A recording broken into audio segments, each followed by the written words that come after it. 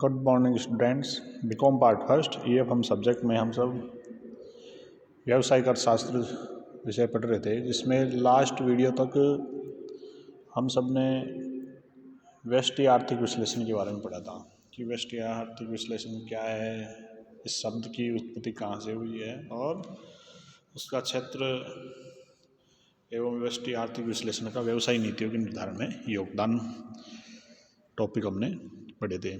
आज के इस वीडियो में हम सब जो आप स्क्रीन पर देख रहे हो, समष्टि आर्थिक विश्लेषण क्या है, इसकी परिभाषाएं विभिन्न विद्वानों के द्वारा कौन कौन सी परिभाषाएं दी गई है, इसके साथ साथ समष्टि अर्थशास्त्र के अध्ययन का क्षेत्र यानी किन किन क्षेत्रों में समष्टि आर्थिक अर्थशास्त्र के जो सिद्धांत है वो उनका अध्ययन करते हैं। हम उन सब सिद्धांतों के बारे में हम सब पर देखेंगे। जैसे दिया हुआ है, राष्ट्रीय आय का सिद्धांत है, रोजगार का सिद्धांत है, मुद्रा का सिद्धांत है, सामान्य कीमत स्तर है, आर्थिक विकास है, अंतर्राष्ट्रीय व्यापार से संबंधित सिद्धांत है, वितरण और व्यापार चक्र से संबंधित सिद्धांतों का अध्ययन हम आज के इस वीडियो के माध्यम से करेंगे। सबसे पहले अपन जानेंगे कि समष्टि आर्थिक विश्लेषण, जो अर्थशास्त्र को हमने दो भागों में विभाजित किया है अध्ययन की दृष्टि से, माइक्रो एंड मैक्रो, व्यष्टि और समष्टि जिसको अपन कहते हैं। तो समष्टि आर्थिक विश्लेषण यानी समष्टि जो ये शब्द है जिसको अपन मैक्रो कहते हैं, मैक्रो इकोनॉमिक्स। तो ये मैक्रो कहाँ से आया? तो मैक्रो शब्द की उत्पत्ति मैक्रोस, जो ग्रीक भाषा का शब्द है जिसका अर्थ होता है बड़े से, यानी जो लार्ज स्केल पर काम करता हो। जैसे अर्थ माइक्रो में क्या होता है? सूक्ष्म, यानी वो सूक्ष्म या छोटी। छोटी से मतलब ये है कि व्यक्तिगत इकाइयों से, और यहाँ पर बड़े से मतलब है जो आर्थिक समस्या है, जो आर्थिक सिद्धांत है, उनमें क्या पढ़ेंगे अपन? एक समूह के रूप में उनका जो सारी अर्थव्यवस्था का प्रतिबिंब के रूप में अपन उसको मानते हैं, और व्यक्तिगत की बजाय सामूहिक अध्ययन इसमें किया जाता है। जैसे व्यष्टि में अपन एक उपभोक्ता के द्वारा क्या उपभोग किया गया, वहीं समष्टि अर्थशास्त्र में कुल उपभोग क्या रहा। व्यष्टि में अपन और इसके अलावा कुल रोजगार है, सामान्य कीमत स्तर है, राष्ट्रीय आय देश की क्या है, मुद्रास्फीति, मुद्रा प्रसार, ये सब इनके अंतर्गत आते हैं। अब ये जो समष्टि आर्थिक विश्लेषण है, समष्टि आर्थिक अर्थशास्त्र कहते किसे है? अपन ने शब्द का तो मतलब समझ लिया कि ग्रीक भाषा का जो शब्द है मैक्रोस, उससे लिया गया है, जिसका अर्थ बड़े से होता है। तो विभिन्न विद्वानों के द्वारा परिभाषाएं दी गई मैक्रो इकोनॉमिक्स ही। उनमें प्रथम है प्रोफेसर बोल्डिंग के अनुसार। प्रोफेसर बोल्डिंग ने क्या कहा है? उन्होंने कहा है कि समष्टि आर्थिक सिद्धांत अर्थशास्त्र का वह भाग है, यानी समष्टि अर्थशास्त्र आर्थिक सिद्धांत किसके भाग है? अर्थशास्त्र का वह भाग है जो अर्थव्यवस्था के कुल औसत तथा कुल समूहों का अध्ययन करता है। यानी जो अर्थव्यवस्था है उसका वह भाग जो अपने को कुल औसत और समूह का अध्ययन करता है। यानी उद्योगों के समूह का अध्ययन क्या हो गया? समष्टि। केवल एक उद्योग का व्यष्टि। इसी प्रकार से एक उपभोक्ता का अध्ययन व्यष्टि। समूह मतलब सारे उपभोक्ताओं का कुल उपभोग जब अपन देखेंगे तो उसको समष्टि मानेंगे। तो ये अपन देख सकते हैं। इसी के साथ गार्डनर एकले ने क्या कहा है?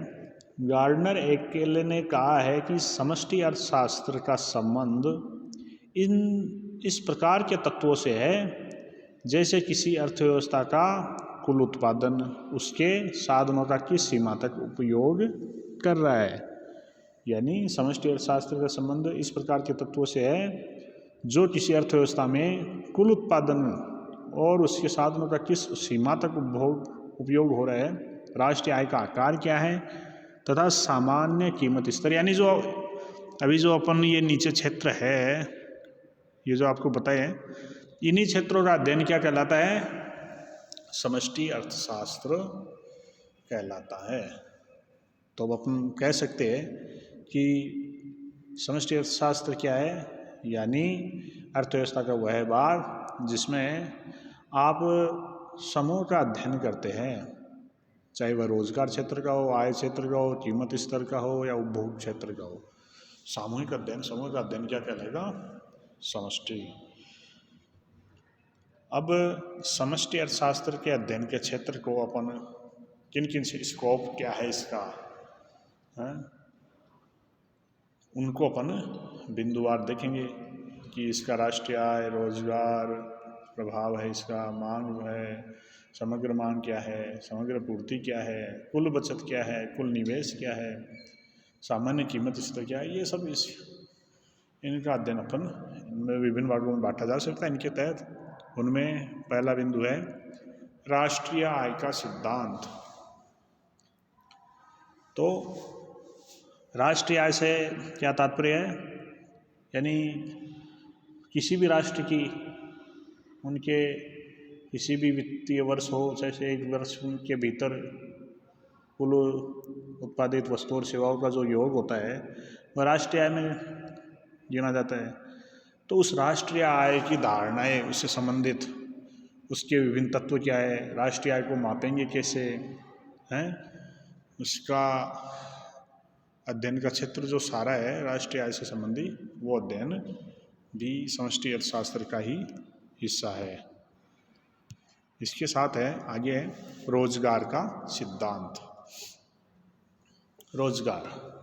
रोजगार यानी किसी देश के निवासी व्यक्तियों को जो वह रोजगार चाहते हैं उनको रोजगार मिल रहा है कि नहीं मिल रहा है, क्या बेरोजगारी की समस्या तो नहीं है। इसमें रोजगार और बेरोजगारी की समस्या है। तो रोजगार निर्धारण के विभिन्न तत्व, जैसे उनकी प्रभावपूर्ण मांग क्या है, उसके मुकाबले कुल पूर्ति कितनी है, कुल उपभोग क्या है, कुल निवेश क्या है, कुल बचत क्या है, इन्हें और इनके मल्टीप्लायर्स का अध्ययन इसके तहत अपन करेंगे। अगला बिंदु है मुद्रा का सिद्धांत। थ्योरी ऑफ मनी क्या है, रोजगार के स्तर पर मुद्रा की मांग और उसकी पूर्ति में क्या परिवर्तन होता है, मांग और पूर्ति में होने वाले परिवर्तनों का प्रभाव अपन समझेंगे। जो मौद्रिक अर्थशास्त्र है वो इसी का एक हिस्सा है। तो समष्टि अर्थशास्त्र में मुद्रा के कार्य और उसके संबंधित सिद्धांतों का अध्ययन किया जाता है। इसमें बैंकों व अन्य वित्तीय संस्थाओं का भी अध्ययन अपन मेरे को देखने को मिलेगा। अगला बिंदु है सामान्य कीमत स्तर का सिद्धांत। अपन व्यष्टि में देखते हैं कि कीमतों का निर्धारण करते हैं, तो उसका अपन व्यष्टि में समझते हैं। लेकिन जब अपन पूरे देश भर का कीमत स्तर देखेंगे कि देश में क्या मुद्रा स्फीति है या मुद्रा विस्फीति, मतलब मुद्रा संकुचन तो नहीं है देश में, या फिर मुद्रा की अधिक कीमतें तो नहीं है, तो ये क्या होते हैं, मुद्रा प्रसार, मुद्रा संकुचन और भी उसके अन्य बिंदुओं का अध्ययन अपन इस सामान्य कीमत स्तर सिद्धांत के अंतर्गत करेंगे।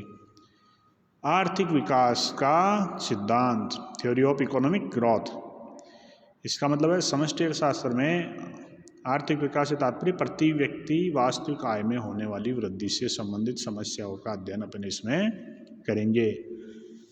कि राष्ट्रीय आय तो बढ़ रही है लेकिन प्रति व्यक्ति आय नहीं बढ़ रही है, क्या वाकई में वहाँ के उस देश के निवासियों का विकास हो रहा है या नहीं हो रहा है। अल्पविकसित अर्थव्यवस्थाओं के आर्थिक विकास का अध्ययन भी इसमें किया जाता है। सरकार की राजस्व और मौद्रिक नीतियों का अध्ययन भी होता है। अगला बिंदु है अंतर्राष्ट्रीय व्यापार का सिद्धांत। अंतर्राष्ट्रीय व्यापार के सिद्धांत से तात्पर्य समष्टि अर्थशास्त्र में विभिन्न देशों के बीच में होने वाले व्यापार का अध्ययन इसमें किया जाता है।